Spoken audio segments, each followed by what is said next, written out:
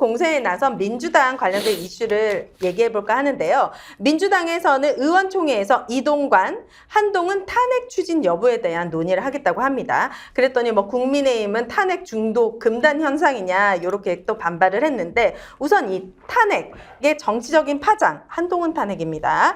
긍정적인 면과 부정적인 면이 있을 것 같은데 어떻게 보실까요?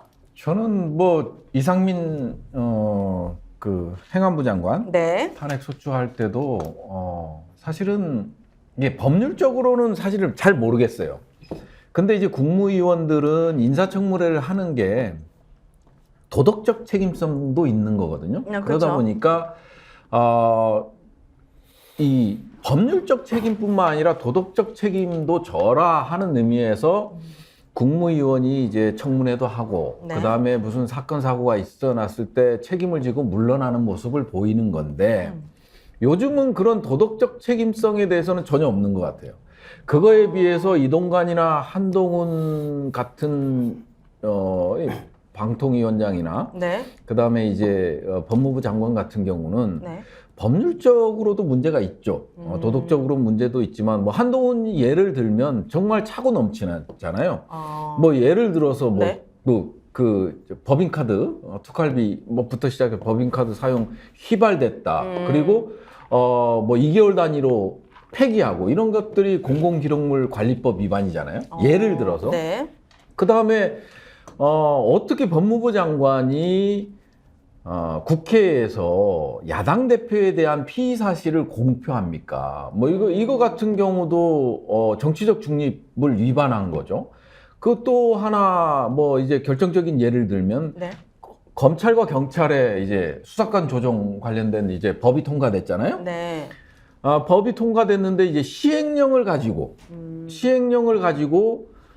이거를 다 무력화시키잖아요. 네. 뭐 이런 것들이 실제적으로 도덕적인 책임성도 있지만 법률적인 위반 사항도 있기 때문에 충분히 저는 가능하다? 탄핵이 가능한 요소들이라고 보여져요. 네. 그럼 민주당이 해낼 수 있을까요? 한동훈 탄핵? 글쎄요. 그건 글쎄요. 그것까지는 제가 요건은 차고 넘치지만 과연 추진까지는? 예. 그래서 뭐 이동관에 대해서는 언론 보도 내용만 보면 이동관 위원장에 대해서는 뭐 탄핵을 소추를 강행하는 거로 네, 이동관. 보이고요. 네. 뭐 어찌됐든 국회의원 3분의 1이 발의하고 그다음에 제적의원 과반이 찬성하면 되니까 어려운 건 아니거든요. 네. 그렇기 때문에 뭐 이동관 위원장에 대해서는 뭐 탄핵에 대해서 진지하게 검토하는 것 같고요. 한동훈에 대해서는 약간 이게 재는 것 같아요. 상당히 그 눈치를 보는 것 같고 네. 그다음에 뭐 한동훈 급을 높여주는 거다 뭐부터 시작을 해서 상당히 눈치를 보는 게 뭐 언론을 통해서 나오는 걸로 봤을 때는 그런 입장인데 네. 저는 국회가 사실은 입법이 무력화됐거든요. 입법 상권 분립 자체가 무력화됐어요. 행정부의 어떤 독단으로 인해서 입법부의 기능은 완전히 정지된 상태거든요. 지금? 네. 그리고 국무위원들은 이게 국회에 와서 하는 행태를 보면 이게 국무위원인지 그러니까 공무원으로서 자질을 갖고 있는 건지 아닌지 모를 정도로 국회를 무시하고 그다음에 아까 검수완박 관련된 시행령을 통해서 이거를 무력화시킨다고 하지만 시행령을 가지고 무력화시키는 게 한두 개가 아니거든요. 그러면 저는 이제 반대의 질문을 평론가님께 네. 드리고 싶은데 입법부를 무력화시키고 시행령으로 이렇게 뭐든지 다 자기네들 유리한 쪽으로 가고 있는 국민의힘 그리고 이런 뭐 한동훈 장관부터 시작해가지고 이런 인사들 말도 안 되는 인사들은 그냥 막 내려꽂는데 이렇게 문제가 차고 넘치는 부분에 대해서 민주당은 시원하게 탄핵을 추진하지 못하는 이유가 뭡니까? 이런 것들을 왜 망설여지는 겁니까? 이게 뭐 흔히 말하는 역풍제 이건데 민주당이 잘해야 되는 게 많은 사람들이 잊어버린 게 이제 행정 권력 소위 독재자가 네. 뭐 삼권 분립이고 나발이고 없이 그냥 마구 쥐 흔드는 거에 대한 방어책으로 최소한의 의회 방어책으로 마련한 게 불체포 특권이나 탄핵이나 네. 이런 것들인데 이게 국민들에게 인식이 안 돼 있으니까 그냥 자기 보호하려고 의원들이 저렇게 몸부림친다 하는 잘못된 인식이 퍼져 있단 말이에요. 그러다가 오랜만에 이제 윤석열 열사 같은 정말 이 한 몸 희생해서 이렇게 하면 이게 깡패짓이에요로 온몸으로 보이는 존재가 보이니까 그러니까 국민들에게 이제 계몽을 잘 시켜야 되는데 결론적으로 얘기를 하면 네. 그 민주당은 이 탄핵이라는 이 수단을 그 뭐 여론에 호소하는 그런 걸로 해서 자꾸 시끄럽게 만들지 말고 그냥 정치적 효과, 이득을 위한 그런 수단으로 유효적절하게 잘 썼으면 좋겠어요. 그래서 내년, 그러니까 뭐 탄핵하면 최소한 4, 5개월, 길면 최장 6개월까지 그 직위에 있는 사람이 업무를 못 하잖아요. 아, 그래요? 네. 아, 탄핵이 되지 않더라도 그 과정 동안에는? 네, 그렇죠. 헌법재판관이 결론을 헌법재판소에서 결론을 내기 전까지 그 시간이 있잖아요. 그래서 한 그 12월쯤에 그냥 제 의견이에요. 네. 한동훈은 놔두고 네. 그다음에 이 이동관을 탄핵을 걸어야 된다. 그다음에 이게 탄핵이라는 게 말은 법률 위배 사항이라고 그러는데 이게 정치적 탄핵이에요. 박근혜에 대해서 정리됐잖아요. 법적으로 들어가니까 박근혜도 억울한 거 되게 많구나. 이거 우리 새롭게 깨달았잖아요. 네. 근데 정치적 무능 때문에 국민들이 파면시킨 거라고 이것도 똑같이 적용되는 건데 가령 최욱의 더 라이브라는 KBS 밤 프로 가끔 보세요? 네. 네. 재밌게 보죠. 아, 그럼요. 예, 근데 이동관이 들어오면 이봉규의 더 라이브로 바뀔 거라고들 네. 약간은 우스갯삼아 그러죠. 근데 네. 실제로 그런 세상이 올 수 있거든요. 네. 근데 총선을 앞두고 거의 저쪽이 미친 듯이 폭주해갖고 이 방송 매체 주요 진행자들을 싹 그런 식으로 이제 도배해버리면 그것도 장담 못해요. 이미 KBS 최경영 기자님이나 홍상 기자님 다 나오셨잖아요. 더럽다 하고 아마 손 털고 네. 일단 나온 것 같고 혹시 아마 정치적 뜻이 있는 거 아닌가도 뭐 생각이 드는데 그건 정확한 모르겠어요. 네. 여하간에 그 한동훈이 이렇게 부각되는 거는 민주당으로 그리 나쁘지 않으니까 네. 이동관 아주- 먼저 탄핵해라. 아주 화나고 네. 하는 짓을 볼 때마다 제가 왜 이렇게 쟤는 까불대냐 그 말을 네. 한동훈이 향해서 여러 번 했는데 그거는 그 정서적 그 파괴를 감수하면서 견뎌야 될 뭐 그런 고통이죠. 고통을 견뎌야 될 고통을 대상인데 견뎌야 민주당이 이긴다. 공연히 그 민주당이 그 칼 찔러 갖고 네. 피가 일로 튀는 걸 감수할 이유는 없다고 보고 네. 한동훈이 된다. 이동관? 이동관은 현실적 이유 때문에 네. 그냥 전격적으로 의석이 되니까 탄핵 발의를 해버리라고 그러니까. 시끄럽게 하지 말고 망설이지 네. 말고 네. 가라. 네. 아니라고 선택됐을 때는. 이게 맞습니다. 뭐 저희는 뭐 윤석열 탄핵까지 주장하는 입장인데 뭐 이동관이나 한동훈처럼 윤석열 앞잡이 노릇을 하고 거침없이 야당을 모욕하고 사실 국회에 온 순간 그 야당 온 개개인의 역량이 설령 좀 떨어진다 하더라도 국민의 대표로 질문하는 거거든요. 그래서 피감기관입니다. 감사를 받는 사람이에요. 행정부가 와서 국회로 호통치는 자리가 아니거든요. 근데 윤석열 정권에서 여러분 보셨죠? 이 장차관 와서 다 호통을 칩니다. 이제 차관들까지 나서 호통을 치고 유병호 보셨죠? 차관급인데 본인이 막 의원들을 말 끊고 호통을 그래요? 칩니다. 뭐 아니 윤석열이 시켰잖아요. 싸우라고. 그렇기 때문에 행정부가 극단적인 입법부가 극단적인 이 네. 정치검찰 독재, 행정 독재의 상황에서 최소한 탄핵은 할 수가 있는 거죠. 네. 하지만 저도 그래도 신중해야 된다는 공감합니다. 왜냐하면 막 아무나 아무 때나 누구나 할 수 있는 건 아니잖아요. 그렇죠. 탄핵이라는 상황이 굉장히 예외적인 상황인 건 맞습니다. 네. 그래서 지금 오늘 한동훈은 너무나 웃긴 게 야당이 습관적으로 탄핵을 남발했대요. 그리고 이렇게 장난하듯 말아요. 지금 솔직히 탄핵하는 사람 누구 있습니까? 아, 윤석열 대통령이 본인이 나와서 탄핵하라고 먼저 얘기했죠. 탄핵이라고 윤석열 본인도 이야기했고 근데 사실 거짓말이죠. 서민 예산을 늘리니까 탄핵을 추진한다고. 저는 그렇게 뻔뻔한 거짓말하는 사람 처음 봤어요. 정치 중에. 서민 예산이 줄어들고 민생 예산, R&D 예산이 줄어드니까 탄핵감이다라고 했지 사람들이. 와 윤석열 대통령 서민 예산, 민생 예산 늘리니까 나를 탄핵하려고 그런다. 탄핵할 때 해봐라 그러는데 네. 한동 똑같이 탄핵할 때 해봐라 그러잖아. 말도 똑같이. 얼마나 건방집니까? 탄핵은 민중이 결정하고 주권자 결정, 니네들이 결정하는 거 아닙니다. 라고 이야기 주고. 네. 그다음에 야당에서까지 탄핵 남발했던 거짓말입니다. 이것도. 이상민 한 명 했습니다. 이상민 한 명. 그 다음에 검사 한 명. 그러니까 그것도 얼마나 많은 논쟁을 거쳤습니까? 민주당 내에서 신중파하고 네. 역풍파들 하도 많아가지고 지금 법으로만 따지면요. 이동관은 정치적으로 탄핵하는 게 맞고 네. 한동훈은 진짜 법무부장이니까 가장 법을 잘 지켜야 되잖아요. 정책 주임도 가장 잘 지켜야 되고 그다음에 검찰청법에도 법무부 장관은 구체적 사건은 지시할 수 없게 되어 있어요. 근데 무슨 검찰 2% 수도 접속했다 그러죠.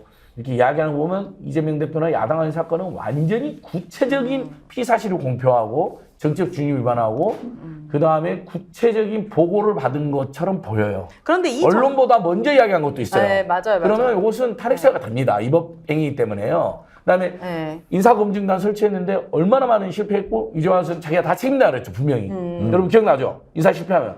근데 자기는 책임 없다. 청와대에 보내기만 했다라는 또 그래서 저는 이제 이야기를 줄 텐데 네. 이동관 한동훈 정도는 탄핵해도 된다. 네. 근데 이 그림에서 하나 아쉬운 거는요. 뭡니까? 지금 윤 정부의 이 폭주에 있어서 우리가 뇌리에 뭐가 그려져요? 윤석열이 경로했다 하면서 소리 고래고래 지르고 그 하수인 한동훈이 그걸 명을 받아서 뭐 누구를 찌르고 기소하고 이 그림이 딱 그려지잖아요. 네. 그럼 거기에 맞서는 것도 민주당 야당 의원들이 이 말 저 말 너도 나도 뭐 탄핵 이러지 말고 사실은 이재명의 판단에 모든 게 맡겨진 그림이 만들어졌어야 돼요.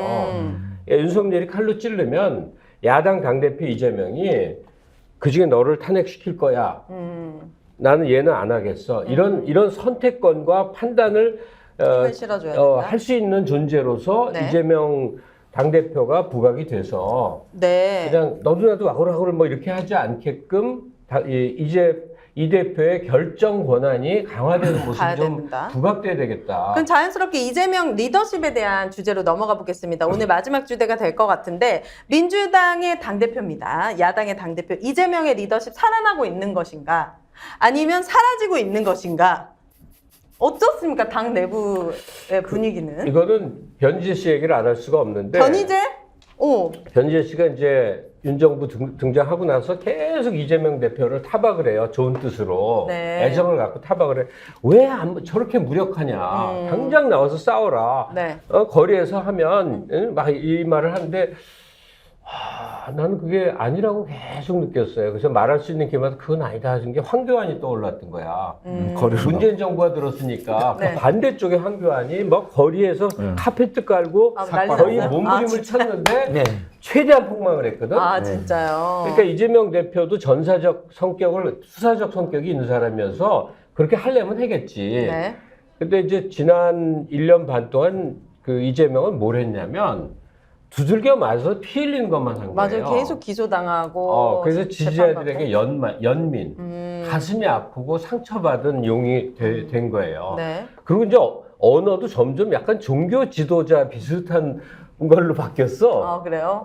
이렇게 마이크에서 이렇게 할 때. 네. 그러니까 되게 차분한 말투로 바뀌신 것 같아요. 지도자의 행보를 보인 거고, 네. 그 다음에 일방적으로 좀 많이 맞았어요. 네. 난 그거는 굉장히 필요한 과정이었다고 생각을 해요. 진짜요? 본인이 계산해서 짠 행동은 아닌데 자연적으로 그렇게 됐어. 네. 그런데 계속 두들겨 맞기만 하면 누가 좋대? 안 되죠. 이제는 이제 반격의 이제 시점이 왔잖아요. 시점이다. 왜냐하면 이재명이 저게 억울하게 저렇게 법적으로 당하고 있구나라는 거를 이제 중간지대에 있는 사람들은 상당히 인식하게 됐잖아요. 네, 그렇죠. 그러면 그게 이제 단박에 뭔가 행사가 돼야 돼요. 단박에 어떤 이벤트, 어떤 특정한 일로. 예?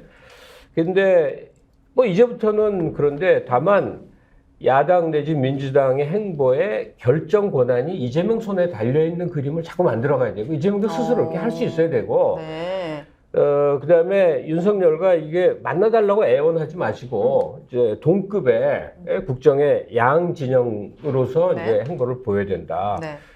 일단 그런데 이 대표에게 좀 뭐 네. 아쉬운 것들이 좀 있는데 있으면 좀 참아주시고. 참을게요. 자, 우리 박사님 어떻게 보십니까? 뭐 이재명 대표는 사이다 발언으로 유명하잖아요. 그리고 이제 그런 지지하시는 분들이 이재명을 좋아하는 게 이제 맞아요. 성남시장에서 성공한 거, 그 다음에 이제 행정력. 행정력, 그 다음에 사이다 네. 발언, 이런 그 다음에 약간 그 능력 있는 것들이 말을 통해서 이제 나오는 거잖아요. 윤석열 대통령하고 완전히 다른 캐릭터를 갖고 있죠. 그러면서도 약간 투사의 이미지가 있어요. 그리고 당 대표가 되고 나서 뭐 이제 단식도 했지만 그거보다 네. 더 중요한 거는 이재명 대표께서 할 수 있는 거는 저는 우리 이렇게 평론가님 말에 전적으로 동의하는 게요. 이제는 당 대표로서 그 동안은 진짜 우리 국민들이 봤을 때는 뭔가 이렇게 맞는 모습, 수세적인 모습들을 많이 탄압받는 보였죠. 모습. 예. 네. 탄압받는 모습을 보였고 이제 그 부분에 대해서는 1차적으로 사법적인 판단, 뭐 구속영장이 기각됐기 때문에 1차적으로는 약간 그 범위가 넓어진 거예요. 행동의 반경 자체가 넓어졌기 때문에 이제는 본래의 모습으로 돌아와야 되거든요. 그리고 지금 무너진 민생이라든지 그다음에 입법 기능을 다수 제1야당으로서 보여주는 모습, 네. 그리고 이끄는 모습 이런 것들이 필요하고요. 그 다음에 이제 군소정당이지만은 뭐 정의당이라든지 뭐 당론으로 뭐 체포 동의안 가결을 이끌었던 정의당이라든지 이런 정당들하고도 직접 뭔가 그 협상을 하는 모습, 그리고 우리가 이제 하나로 갈 수 있다라는 그런 모습들이 보여줘야 되거든요. 네. 그래 현재까지는 당대표께서 그런 모습들이 아직 나오지 않고 있기 때문에 네. 이제 어느 정도 굴레를 벗었기 때문에 그런 모습들을 보여줘야 된다. 그리고 이제 하나는 민생을 지고 가야 되는 거고요. 국민이 진짜 가려운 거, 국민이 진짜 가려운 거를 입법부에서 할 수 있는 걸 찾아서 네. 내놓아야 되고요. 또 하나는 이제 이 폭정에 맞서는 투사의 이미지, 그리고 야당의 본래의 모습, 이런 두 가지 축에서 이재명 대표가 보여줄 수 있느냐 없느냐가 내년 총선뿐만 아니라 앞으로의 전국을 이끌어가는 데 있어 중요한 포인트가 되지 않을까. 네. 여기 첨언을 할게요. 내가 이재명 대표의 아쉬운 부분을 얘기를 하겠는데 그 김대중이라는 사람은 늘 정보기관에 살해 협박을 받으면서 했기 때문에 그 지지자가 되는 거는 목숨을 거는 일이었어요. 네. 30년, 40년을 따라다니면서 그리고 김대중의 주장을 대신해야 되니까 어마어마하게 진보적이고 민주주의를 향한 온몸을 거는 사람들이었어요. 그리고 이제 대통령도 했고 요직을 담당을 했어요. 그리고 돌아가시고 나서 박근혜가 대통령이 돼서 손짓하니까 골로 획 넘어가서 정반대 소리를 하는 사람들이 됐어요. 그런 사람이 하나가 또 김경재 그 뭐 꽤 있죠. 예, 아주 많아. 동교의 배신자라는 평가를 받은 사람. 너무나 놀라운 일인 네. 거예요. 네. 일생을 김대중을 따라다녔는데 김대중 돌아가시고 나니까 갑자기 박근혜가 한 자리 준다니까 헷가닥 넘어가는 사람들이, 근데 이런 인간들을 어떻게 40년을 끌어왔지? 그게 리더인 거예요. 박근혜 리더십? 아니, DJ DJ 리더십이 네. 이런 놈들을 데리고 어떻게 40년을. 나쁜 놈들도 내 밑에 데리고 내 밑에 놓고. 그냥 충성 바치게 하는 게 리더라고. 자, 그럼 김종민 얼마나 바른 소리 잘하던 사람이야. 네. 이원욱 정말 학생운동 시절에 전설적 스타 같은 사람 중에 하나야. 조응천 나름 굉장히 양식 있었던 검사야. 그래요. 또 누구 있을까? 이상민 뭐라 그럴까? 너털한 그 아저씨 같은 좋은 후덕한 인상으로 대전 지역의 평판이 좋았던 사람이야. 이상민 네. 행안부 장관이요? 아니, 하여튼 민주당 내가 지금 대전. 역설적 얘기를 하는데 흔히 수박이라고 지금 불리는 사람들의 지난 행태를 보면 진짜 화가 나죠. 화가 매우 나지. 네. 그런데 이재명 대표는 무슨 이 종교 지도자도 아니고 뭐도 아니야. 정치 리더예요. 그러니까 흔히 자기에게 반대하는 사람들 중에 어떤 이는 거의 칼처럼 내쳐야 되고 네. 어떤 놈은 끌어안아서 내 밑에 두고 이걸 보일 수 있어야 돼. 그거는 능력의 문제야. 그걸 못하면 못하는 거야. 집권을 못해.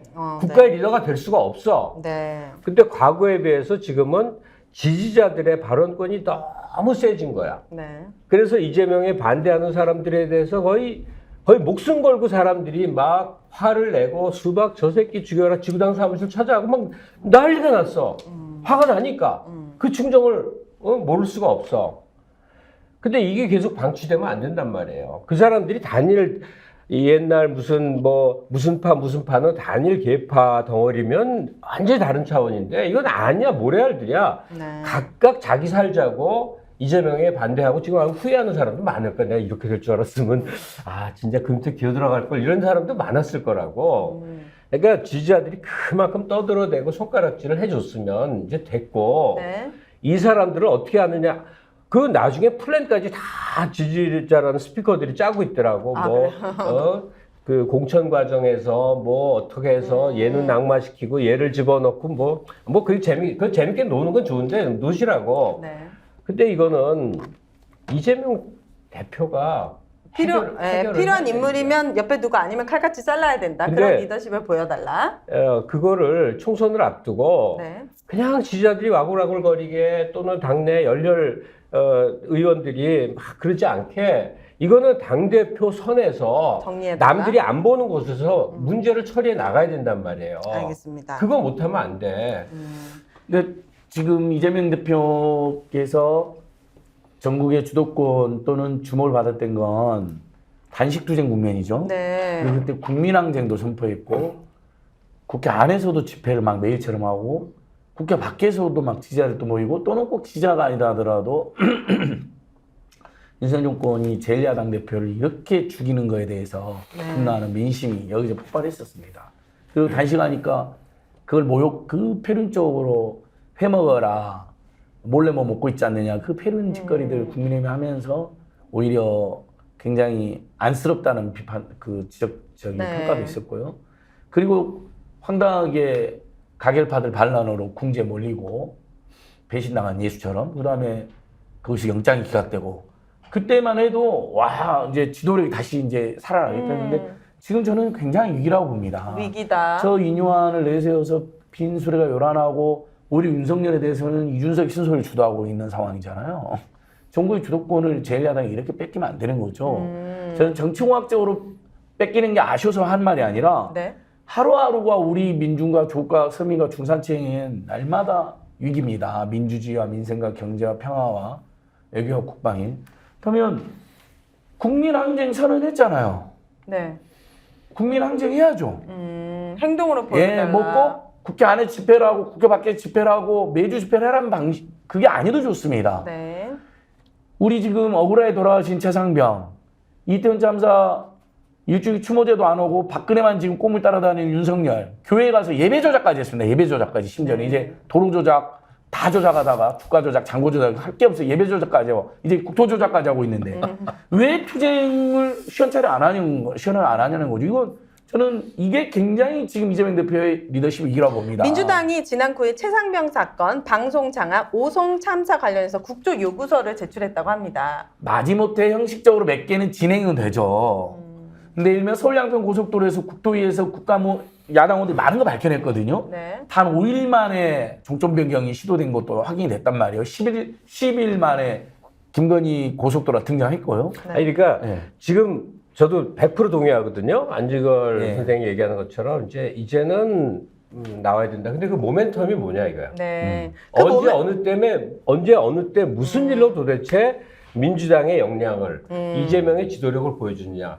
그거는 그 제 고민을 생각에는 해달라. 아니 1특검 5국조라고 하는 1특검 5국조. 12월 달에 예정된 정치 플래닝인데 네. 아무것도 아닌 것처럼 의안 내에서 그냥 갈 수도 있지만 온 세상을 뒤엎는 거대한 일이 될 수도 있는 거거든요. 그렇게. 일을 어떻게 만드느냐가 능력이란 말이에요. 이뇨한 씨가 아무것도 아닌 그냥 밥 먹는 약속인데 온 매스컴이 다 들여다보게 집어삼키죠. 만드는 것도 하나의 재능이듯이 네. 그러니까 1특검 5국조 안에는 더구나 김건희 특검이라고 하는 맞아요. 섹시 섹시. 아이콘이 들어있어.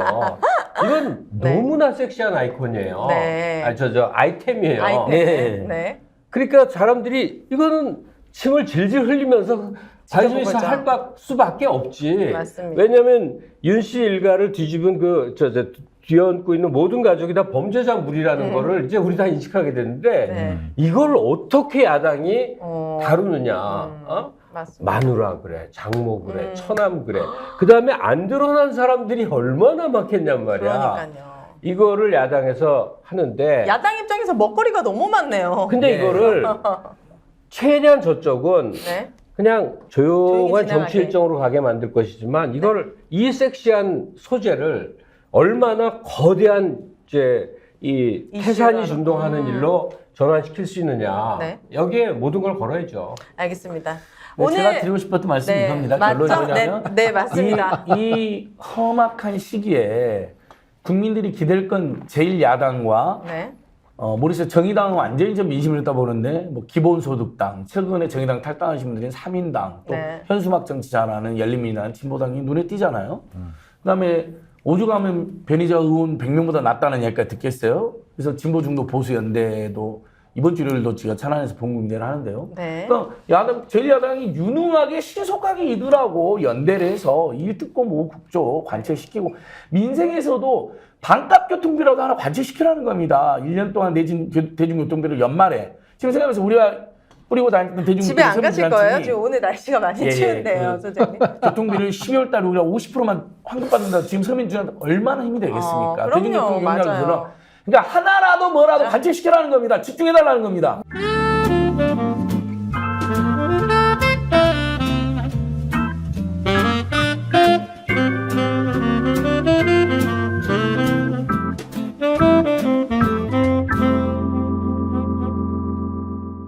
뭐 오늘 통과된 노란봉투법이나 방송법은 거부권 행사할까요? 하겠죠, 당연히. 우리 대통령 취미 아닙니까? 국회에서 올라온 거 다 거부권하는 거. 근데 좀 부담을 느끼진 않을까요? 아우, 대통령이 그런 거 부담 느낄까요? 전혀 아무 생각 없죠. 아니 근데 무슨 입법부에서 만드는 것마다 자기가 마음에 안 든다고 그걸 거부를 합니까? 아니, 원칙을 세워놨지 않습니까? 여야가 합의가 안 된 안에 대해서 나는 거부권 행사하겠다라고 뭐 원칙을 정해놨는데 여야 아니 합의가 안 그러면 되면 뭐 저기 다수결 원칙은 뭐고?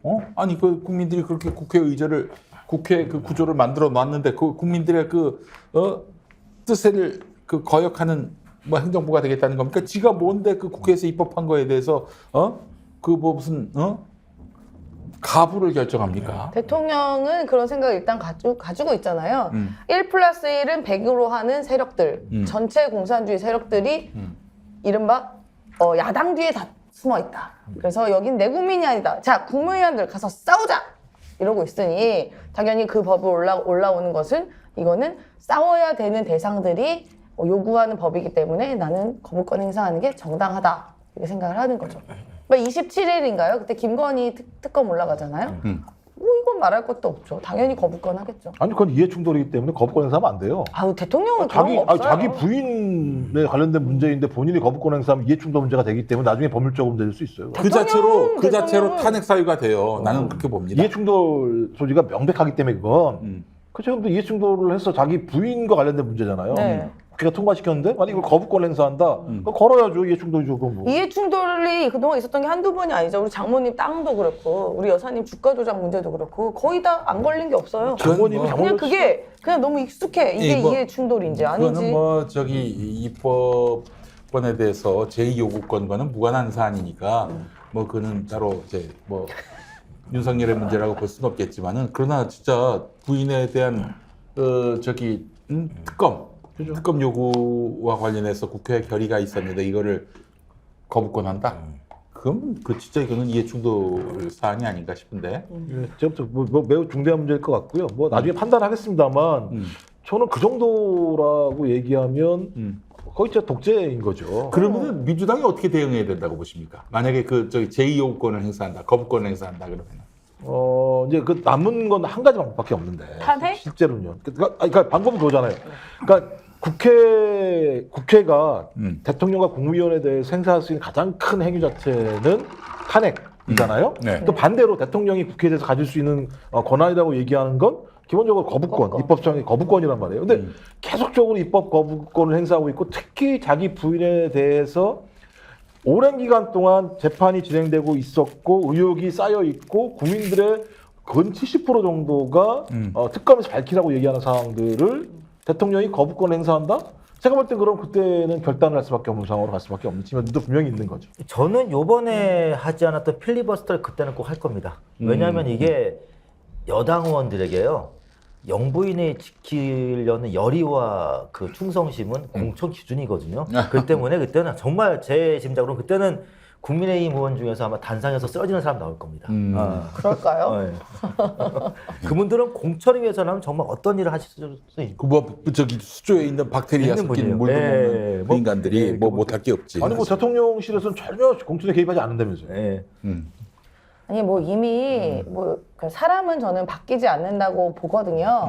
그러니까 검사 시절의 윤석열과 지금의 대통령이 된 윤석열은 그냥 위치만 바뀐 거지 결국은 생각과 행동과 말과 이런 모든 것이 똑같아요. 뭐 술 먹는 거나 주량이나 등등이 똑같다고 보는데 검찰 시절에서도 본인의 검사의 권한을 이용해서 너무나도 많이 본인 가족과 관련된 이해 충돌적인 일들을 행했고 심지어 자기 검찰을 마치 비서처럼 시켜서 김건희, 최은순 관련한 무슨 뭐 문서까지 만들어서 대응 방법까지 만들어냈잖아요. 대검에서. 네, 대검에서. 그 이런 것부터 줄줄이 했는데 과연 그때가 그랬다고 지금은 안 그런가? 지금은 권한이 훨씬 많은데요. 저는 그래서 바뀌지 않은 윤석열이라는 사람이 대통령 됐다고 갑자기 획가닥 바뀐다? 아니, 나름의 해라고 봅니다. 민주당은 이제 그런 시나리오를 분명히 상정해 놓고 있어야 할 거예요. 그 저쪽에서 거부권 행사한다든지 뭐 필리버스터. 네. 필리버스터야 뭐 얼마나 오래 할 수 있겠어. 그 100명, 110명이 돌아가면서 해봐야 뭐. 그게 더 사람들로 하여금 그 환멸을 자아낼 수가 있어요. 아니 김건희에 대해서 특검하자는 의견이 70%인데 여론이 70%인데 거기에 역행해서 그냥 공천 하나 받겠다고 지금 그러면은 그렇게 오버하는 사람들일수록 내년 선거에 공천 받을 수 있을지 몰라도 본선에서는 굉장히 불리할 수 있기 때문에 이걸 적절하게 민주당이 잘 마크했으면 아니, 그리고 좋겠어요. 필리버스터 오래 못해요. 24시간 지나면 자동 종결시킬 수 있어요. 아. 숫자가 돼요. 아 그렇구나. 179명인데 예. 대합적 쭉 합치니까 최대가 180, 한 4, 5명까지 되더라고요. 무소속까지 쫙 합치면. 예. 그러면 24시간 하고 나면 야 스탑! 종결해 투표해가지고 종결시키면 돼요. 아 그럴 수도 필리버스터. 있겠네. 네. 그럴 수도 그러니까 있겠어. 간단하게 끝내야 되고 뭐 길게 들을 게 뭐가 있어요. 아니, 그게. 계속 나는 필리버스터 한번 시켜봤으면 좋겠어요. 어디까지 하나? 얼마나 잘하나. 못해. 어디까지 바닥을 볼 수 있을까. 아니 그것도 김건희를 옹호하기 위해서 뭐 그 논리를 펴기에는 너무 김건희의 죄가 주온 같고 그렇다고 그냥 뭐 재밌을 것 같아요. 전화번호부를 읽고 뭐 그러기에는 너무 국민들에게 희화화될 수 있고. 그런데 사실은 그분들이 제가 가장 어떤 광경이 좀 펼쳐지면 정말 재밌냐면은요. 그분들이 필리버스터 하면서 제가 알기로는 아마 저기 절반은 김건희 옹호, 절반은 이준석 욕 이렇게 할 거예요. 이준석을 욕해? 예, 그러면서. 아, 근데 그건 진짜 재밌겠는데 5일 동안 계속 주가 조작 이런 그 얘기 안 할 수는 없는 거잖아요. 그렇죠. 주가 조작, 양평 땅 그리고 문제, 학령 문제, 경영 문제. 민주당 성공. 의원들도 나와서 하죠 그때. 해야지. 같이 해야죠. 저는 이거 했으면 좋겠어요. 이거 하면 또 시간 오래 걸릴 것 같아서 제가 팁 하나 드리면 어디 입수를 하는 거죠. 우리 김건희 여사와 한동훈 장관이 주고받은 300여 개 카톡. 네. 그거 자 이렇게 읽어주는 거야. 자, 김건희 점점. 아, 좋네. 자, 점점 한동훈 점점.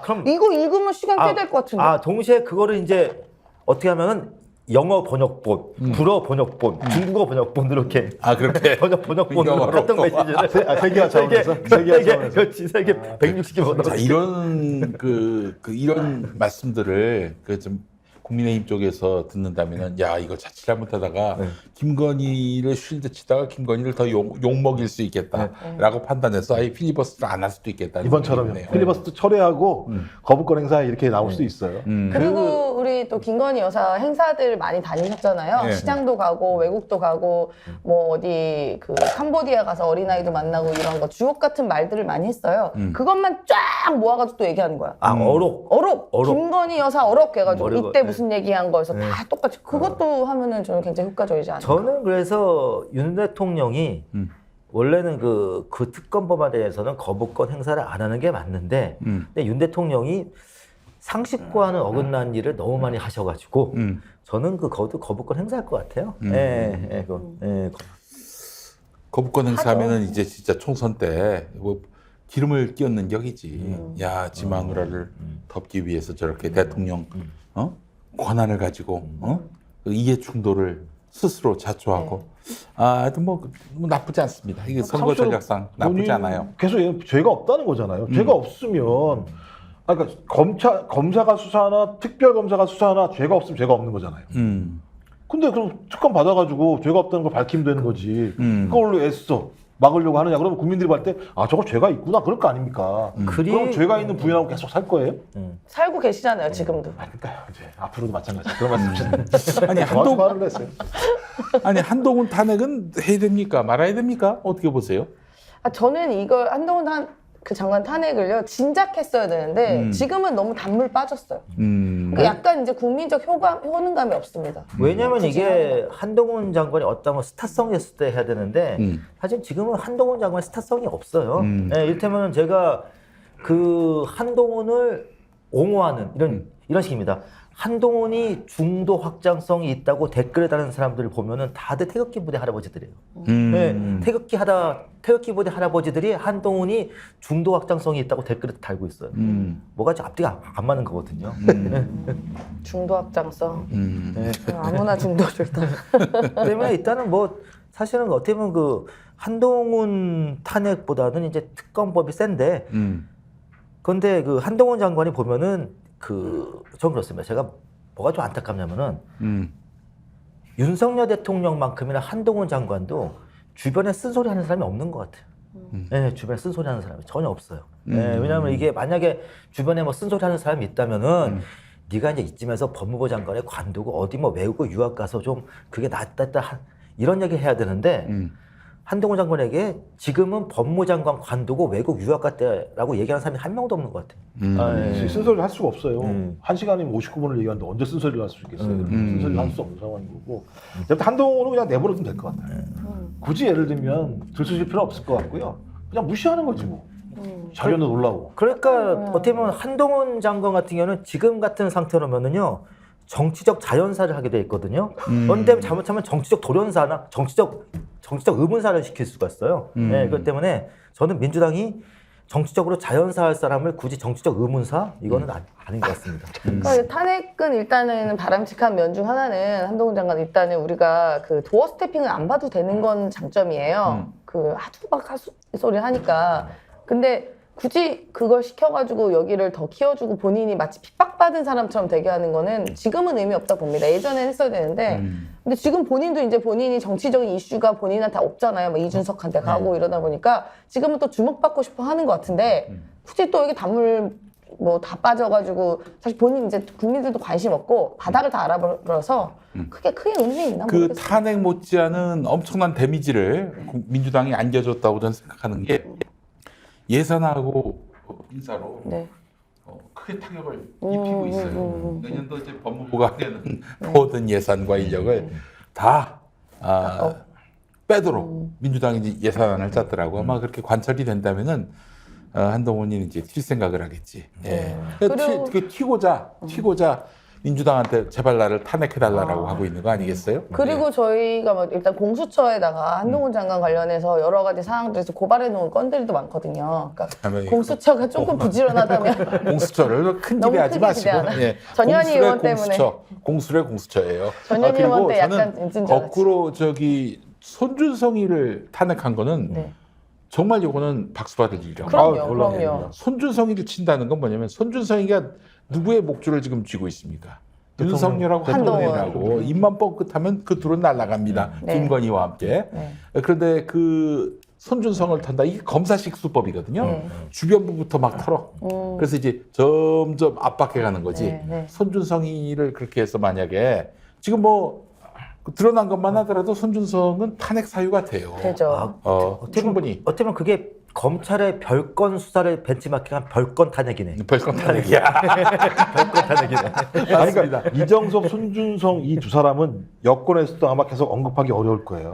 그렇지. 왜냐하면 이정섭이라는 사람은 재벌한테 접대받았다는 의혹이 있는 사람이잖아요. 게다가 저 처남 마약, 그러니까 무마 의혹. 이제 이 얘기를 하는 순간 이재명 당대표에 대한 수사가 얼마나 문제가 있는지에 대해서 다시 밝혀지는 내용이 돼요. 이렇게 되면. 네. 말씀하신 손준성 같은 경우는 이런 일이 있고 재판이 벌어짐에도 불구하고 검사장으로 승진시켰잖아요. 그렇지. 말이 안 되는 짓거리를 한 사람에 대해서 탄핵을 했는데 이거 만약에 자기들 옹호해 주려고 그러다가 덤팽이 쓰니까 제가 또 이건 그냥 가는 거예요. 그냥. 사실은 민주당의 검사 탄핵을 제조하는 게 의원들이에요. 왜냐하면 지금 국민의힘 의원들은 검사 낙하산 공천에 무지하게 예민해 있는데 어떻게 보면 지금 검사들에 대한 국민적 반감이 가장 고조되는 걸 환영하는 사람들이 국민의힘의 현역 의원들입니다. 그렇지, 영남권. 네, 그분들이. 그렇죠. 캐비넷 열기 쉽지 않아지니까. 그러니까 지금 이번에 이정섭에 대해서도 탄핵하는 거는 이제 이재명 지금 수사하고 있는 검사들한테 아주 중요한 시그널이 가는 거예요. 야, 너희들 저기 개 오바를 했다가는 정섭이 꼴 난다. 요 시그널이 가는 거거든. 네, 그렇습니다. 아주 좋은 거예요. 네. 잘했어요. 이번에 아주 정말 전 A+를 주고 싶습니다. 네. 민주당의 오늘 대응, 이건 아주 대단히 좋은 그런 대응이라고 저는 생각을 합니다. 그리고 어떻게 보면 저는 그렇습니다. 저는 어떻게 보면 이게 민주당이 윤 대통령에게도 좀 좋은 일 한 것도 있는데 네. 의도한 어떻든 간에 딴 건 아니에요. 윤 대통령이 민주당에게 선거로 이길 생각을 해야지 그치. 수사로 이길 생각을 하고 있어요. 그럼 네. 명언입니다, 명언. 누차례 하신 얘기예요. 네, 우리 진짜. 고깃집 평론가가 진짜 명언입니다. 그 저기 왜 구속 시켜가지고 퇴출시킬 생각하지 말고 투표로서 떨어뜨리게 만들어야 된다. 왜 모든 걸 다 이렇게 칼자루를 검찰한테 주느냐, 쥐어주냐. 그러니까 이겁니다. 사실은 우리나라 주요 대선 주자 중에서요. 음. 한 번도 사법 리스크가 없었던 분이 정동영 전 통일부 장관이에요. 그러네. 하지만 정동영 장관이 제기를 못 하잖아요. 왜 저기 제기를 못 하냐? 대선에서 워낙 저기 크게 져가지고. 네, 그렇지 않습니까?